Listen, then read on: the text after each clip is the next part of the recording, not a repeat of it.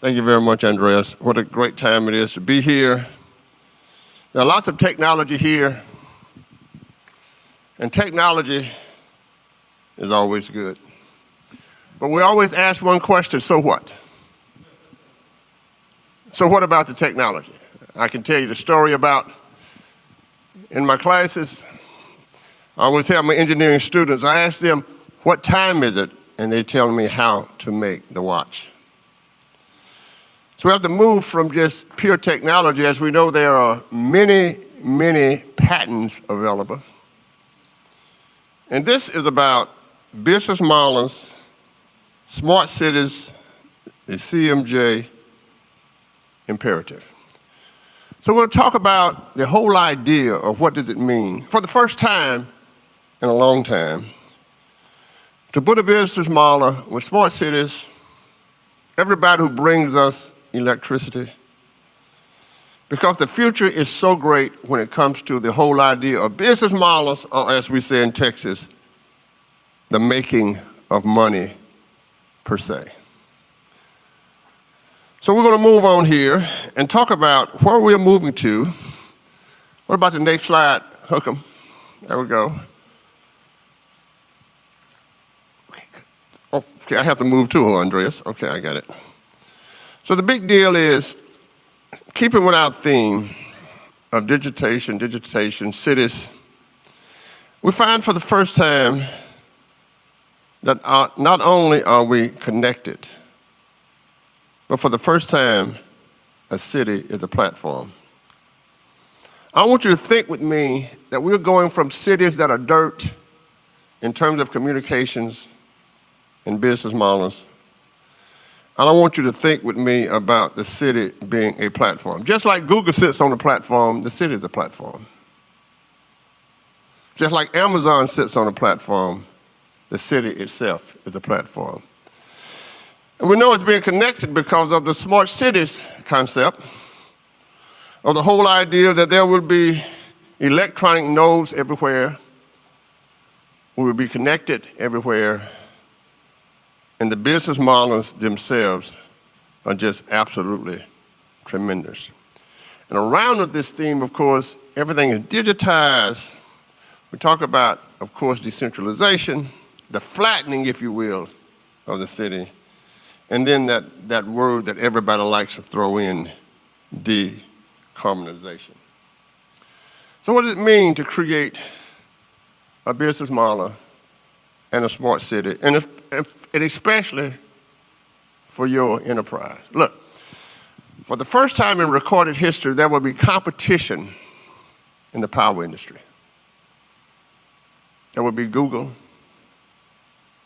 there will be Amazon, and there will be all of the electric cars, which everybody knows are not really car manufacturers. They're really the whole idea of power. So if you've watched the show with Llewellyn King that we do, we know that we talk about the idea that Tesla, okay, sure it's got 4 wheels or 5 wheels or a truck, but it's really, really a power company. It's a power company in the sense that they're in our houses, it will purchase the electricity, retail, wholesale, and sell it to us, retail. So the business model asks a simple question. Can cities move away from just the whole idea of treating people for just providing electricity? Can the cities themselves become dynamic where they don't have to depend on just a zoo and giving tickets or giving concerts? And we know that all of the data that will be produced from all of this itself is very, very important. So everything, next slide please, everything is connected by nodes, right? Now what that means when you put a city on a platform, it means that Austin can become San Antonio. It means that San Antonio can become Houston.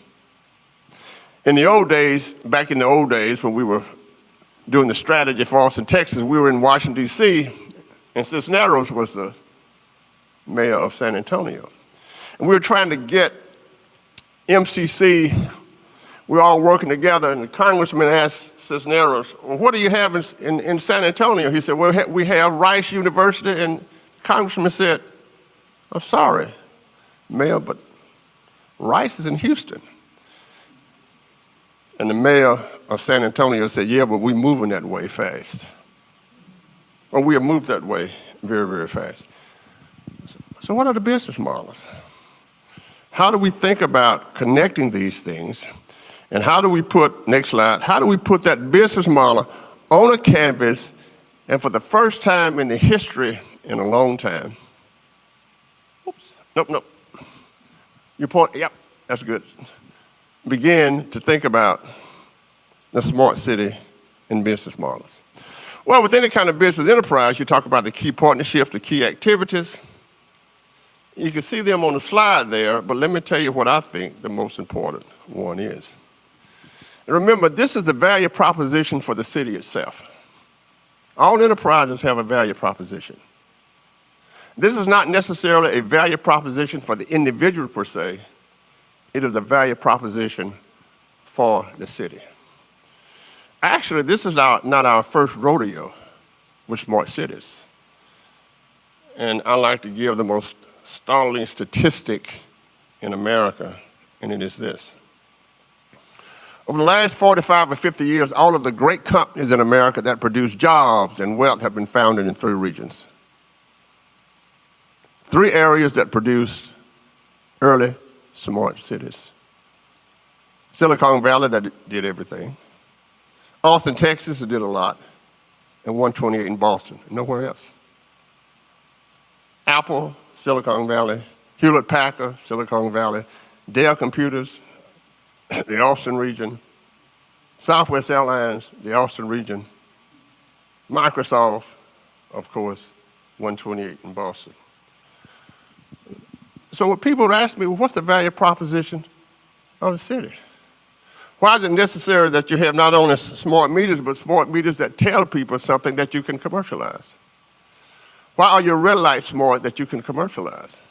Why are your curbs smart that you can commercialize? Because with all the value propositions that you see there, the social benefits, it is the bringing of entrepreneurs to your city that will help and maintain job creation and wealth creation. So the value proposition for the city itself, for the smart city, is lots of stuff. But the most important thing is the connectivity and what you bring out. I asked Mr. Moss, who bought what you think is the car industry, another power industry, to the state of Texas. Why did you come to the state of Texas? Because of the science, Texas State, the science at the University of Texas, the science at Texas A&M, and the connectivity between them. Because they understand that when you begin to look at and see what's really, really going on, next slide, please. Now you can't read this, I'll read it for you. What's really, really going on, you say, what do businesses need most? What can the city provide most? Everybody likes to look into the future. The only difference between us and cave people is finance and equations that allow us to look in the future. Of course, the ancient Egyptian, the ancient Chinese, ancient whoever, they used to light a fire, and if the smoke went one way, they would do something. If the smoke went the other way, they would do something. But all of a sudden, we have predictive data. We have digital innovation. We have mobility. We have ride share through the air. We have all kinds of things that's happening that we could go over. You'll be flying around like a damn bumblebee, going from place to place. But what allows you to do this? What allows you to do this are all of the data that will be sold by the city if they are smart. Now, I have a certain kind of hypothesis, which of course in my world is just a guess, right? That most of the innovative business models will come from the kids. And let's not remember, or let's not forget, that Michael Dell was 19 when he started Dell Computers. Gates, when he walked in IBM IBM said, wait a minute, computers will only be utilized in large-scale firms. like the military. And they said, well, you know, give the kids a shot at something called Microsoft. Smith, with all the great companies, the movement of goods and services. But all of the technology changes in the internet. It was the kids, it was the Facebook, the kids from Harvard. It was Dale, the kid from the University of Texas, who really provided the business model. So therefore, we get to a point where we look at the data, we can look at the mobility, because what we do as human beings is to ride around and do lots of stuff. Well, let me just talk about a little example here, a little case study here. Next slide, please. It should say blockchain in the city. You know, transactions are what we do in the city. Now, everything I've talked about has a business model attached to it. All of the connectivity has a big business model attached to it. But the biggest one would be for you to sign a document on DocuSign and produce not just a blockchain of information, but also the video. So can you imagine, I know a company that's doing that from Atlanta, Georgia. Can you imagine the enterprise nature of what's actually going on there? So what we're talking about here is being very, very creative on the business side. Blockchain means nothing unless it is commercialized. Smart, anything that's smart doesn't mean anything unless it is commercialized. And I'm going to tell you what this industry has to do, whether it's blockchain or smart anything. It has to pull the population along. Because here's the deal. Customers are no longer customers. They are digital points on the network that happen to be smart.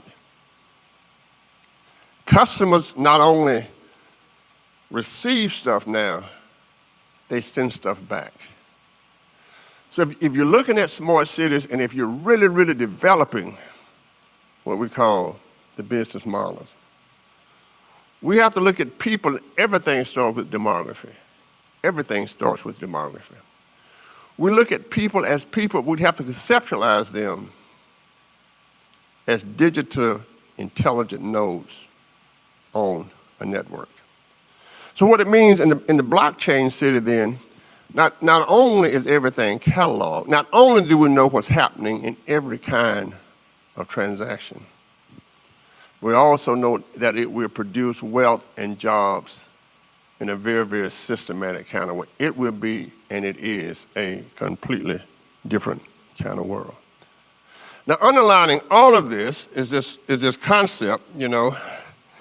I don't know what that exactly means. Next slide, please. Bobcats. Next slide. The net zero carbon future for cities. I really don't know what it means, but in Cisneros language, we're moving that way. I don't know how to put it in mathematical formula. I don't know exactly what it means. When they asked me about it, I said, well, maybe we can wake a dinosaur up and ask them about what would happen to this wonderful earth that we live on. Now, the biggest enterprise, next slide please, that we begin to look at when we get on a platform is very, very simple. Okay? Everything that we do will be hacked. Cities will be hacked. The idea of providing the information and the security is powerful now, but it will become more powerful in the future. And again, the business model will change. Right now, what we like to do, we all walk around with our cell phones and everything else on the Internet of Things that will go into the billions with 5G. But what does it mean to be secure? What it means is a business model that would change the entire world, create more jobs, create more opportunities, much more, by the way, than the revolution with computer connectivity. When Bob Metcalf, my colleague at the University of Texas, who founded the Ethernet, you know, I think he predicted that everything would fall apart in the next 20 years. But we know that it essentially survived. So we got all at the middle of all of this, of course, are those customers, next slide, that we've talked about. And this is the new business model. Next slide, please. That's the new business model. Monica, that's the new business model. Okay, what does that mean? What the hell is that? Well, my background is in statistics. And perhaps those people who understand that everything will become physics, everything will become the whole idea of writing equations where people are, what they use, how business models today revolve around those equations, but in an interesting, short-lived way. It will become more dynamic. And let me just tell you what is happening in my world. In my world, if you take finance, the physicists have taken over because they can write the equation about how stocks move. They have data. In marketing, the physicists have taken over because they use the big data that we produce in this connected world. When we log on, when we walk through a door, when we have a credit card transaction, to write the equations of where you're going and where you are. So the discipline of physics are writing equations about the movement of things. I think they're a little disappointed now. They're not interested in the movement of rocks and the movement of planets, per se, but they are now becoming our top data scientists. To me, it's just regression toward the mean. It's just the old normal curve. But you know, we can't have a master of statistics because nobody would take it. Now we have a master of something else, data science, or a master of analytics is what we have. So our question becomes, how do we create a business model, or how are we creating business models that will continue to be powerful in the future, and they will rapidly grow? Well, you have to have a theory, you have to have a guess. If you were to talk to Anna, who does the marketing for National Instruments, Jim Tresar's National Instruments, it's just like talking to a physicist. Marketing is not what it used to be. Because what I can do is I put you in a network, and I would say, Llewellyn King, he doesn't really need a Mercedes, but all of his buddies have a Mercedes. But we know he's going to be looking at one in the future because we could predict his behavior by writing the algorithm. Can you imagine what it means for not only just marketing, what it means for crime prediction, what it means for the movement of automobiles in the city? Let me tell you, I was State Farm's consultant, one of their major consultants for 18 years. And I could tell you exactly the probability of you dying in the interstate, which cars were flipping over, and that's before we had all of this data. The underwriting in insurance, the underwriting for housing, we have so much data on people, and this is what business is predicated on. It's predicated on pro formas or projections that we think that we can meet, and all of a sudden we have the new idea of the business model, which is simply algorithm of writing the equations for what you think you might want. Well, what does it have to do with smart cities? Everything that's smart in that business model is now in its algorithms. Remember, algorithms, I mean, in the old days, the regression equation was a learning equation. That's nothing new, but they learn much faster. So when I came over out of school, you know, I used to write my own equations doing research. I would tell a computer what I wanted to do. Now, of course, we have a learning algorithm. They learn themselves, and they tell me what to do. It doesn't take out the whole idea of the gut feeling of an individual, but it certainly allows us to say, I had all the information that I could have. I thought the bridge was safe. I had no idea it would fall into the ocean. I had no idea that this airplane would not make it. So therefore, the new business models, any kind of business, I'm talking about restaurants, I'm talking about high-tech enterprises, they will all come under the algorithm, and we're going to need people to continue to do these algorithms to create the new business models. So can you imagine a business model now, and that's changed tremendously. Even if you own a great hamburger joint, you're going to have more information on the people that will allow you to order what you need to order. Right now, they say, well, old John Butler's coming by the pancake house every morning. But then there will be so much data to bring not only old John Butler there, but to bring other people there. So you're going to be driving down to Houston, and all of a sudden, the menu will pop up on your screen because they know that you are driving to Houston now. Now remember, it's not about you unless you become a criminal. It's about the population. It's about understanding. Next slide. I know I'm running out of time here. Okay, next slide. Okay, here's the deal. Let's talk about this, finally here. Okay? What changes the business model is the customer, you see I have it in quotations, the digital node that happens to be intelligent. The digital mode isn't king anymore, it's a dictator.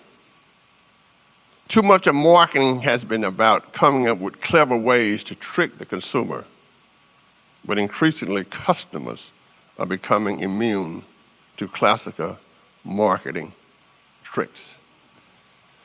So we have a brave new world of mathematics that will become the business model. We have a brave new world of competition within the grid industry. Andreas and I are working with a great friend from Florida who's coming away with to make sure that the grid is automated. We know now that the grid is running in 1920 technology. It's making a lot of money on 1920 technology, so why should it change? But will it become the Sears and Roebuck of our time? Will it become the TWA of our time? Will it become the people, the management people who were sitting in yellow cab in New York City talking about how great it would be in the next 20 years, and Uber comes along? What changes business models? It is the science and the technology that is at the core of all business models. The customer experience, we might call them different things, but the core is the science. And nowhere in industry now is that science being challenged like it is with the electric grid, the delivery of electricity, and the future of business model. And Mr. Rose, y'all want to come on up? I got one thing I'm going to end with. They said, well, Dr. Butler, we got 1,000 companies moving to Austin, Texas a day. You know what I tell them? And none of them are bringing their own electricity. Thank you very much. Can I get my Longhorn up here? My Longhorn and my, I got a Sooner here. Oh my gosh.